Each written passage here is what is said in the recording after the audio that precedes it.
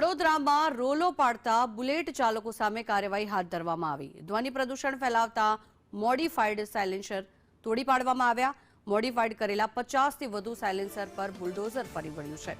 બુલેટના silencer modified કરી nuisance ફેલાવવામાં આવતું હતું। આ ન્યુસન્સ ફેલાવતા મોડિફાઈડ સાયલેન્સરો સામે ટ્રાફિક પોલીસ દ્વારા ઝુંબેશ ચલાવવામાં આવી છે। 2025માં 500થી વધુ મોડિફાઈડ સાયલેન્સર તોડી પાડવામાં આવ્યા હતા। ફરી એકવાર આ પ્રકારની ઝુંબેશ હાથ ધરવામાં આવી।